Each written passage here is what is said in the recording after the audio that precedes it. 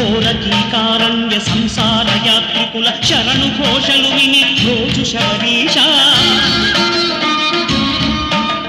పాపాలు దోషాలు ప్రక్షాళనము చేయు పంపానదీ తీర ఎరుగే నివాస నియమాల మాలతో సుగుణాల మెట్లపై నడిపించి కనిపించు అయ్యప్ప స్వామి మకర సంక్రాంతి సజ్జోతివై అరుదించి మహిమలను చూపించు మణిక